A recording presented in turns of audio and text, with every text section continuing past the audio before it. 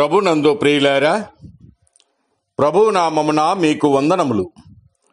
ఈరోజు దేవుని యొక్క వాక్య ధ్యానము కీర్తనల గ్రంథము 16వ అధ్యాయము 5-6 వచనములు.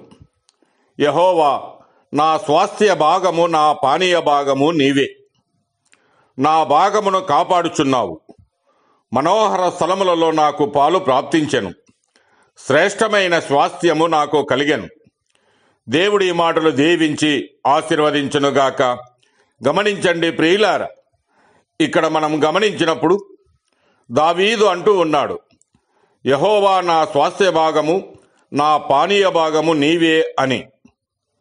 ఉదాహరణకు, ఒక మనుషునికి 2 కుమారులుండి వారిలో చిన్నవాడు తండ్రి ఆస్తులు తనకు వచ్చు భాగం ఇమ్మని అడిగి తీసుకొని దూరదేశమునకు ప్రయాణమైపోయి అతడు తన ఆస్తిని దుర్వ్యాపారం వల్ల పాడు చేసుకున్నాడు. అదంతయు ఖర్చు చేసిన తరువాత ఆ దేశమందు గొప్ప కరువు రాగా వాడు ఇబ్బంది పడసాగి పందులు మేపే పనికి కుదిరి పందుల పొట్టుతో కడుపు నింపుకొనదలంచినా అది కూడా దొరక్కపోగా బుద్ధి తెచ్చుకొని పశ్చాత్తాపముతో తండ్రి చెంతకు చేరగా తండ్రి సంతోషంలో మరలా పాలు భాగము పొందినాడు. అలాగునే ఈనాడు అనేకులు అతని వలె తినుచూ త్రాగుచూ ఉన్నారు. అట్టి వారికి అపనమ్మకస్తులతో భాగము కలుగును.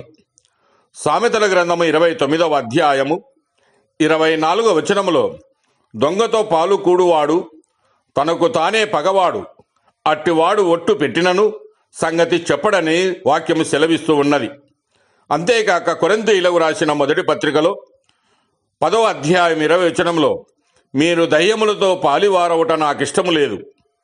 దొంగలతో, వ్యభిచారులతో, త్రాగుబోతులతో కలిసి ఉండుట దయ్యములతో పాలివారగుటే అని సెలవిస్తూ ఉన్నాడు.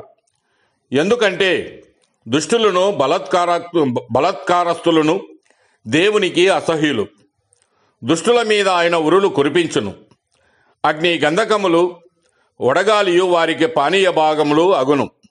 గమనించండి ప్రియులారా, మనము ఇక్కడ గమనించినప్పుడు కీర్తన 11వ అధ్యాయంలో 5-6 వచనాలు చూస్తే, యెహోవా నీతిమంతులను పరిశీలించును, దుష్టులను, బలాత్కారస్తులను ఆయనకు అసహ్యులని తెలియజేస్తూ ఉన్నాడు.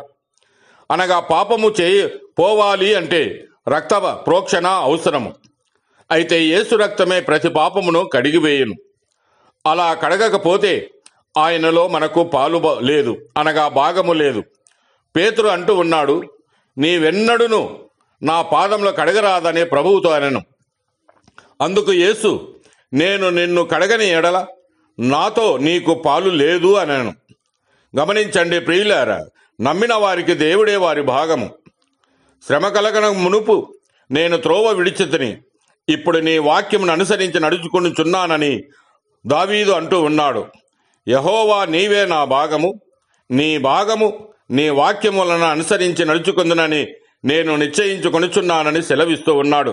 మరి ప్రియమైన సహోదరి సహోదరుడా, నీ భాగము ఏది? మోక్షమా, నరకమా? ఆలోచించుకొనుము. దేవుడు మిమ్మల్ని దీవించి ఆశీర్వదించునుగాక.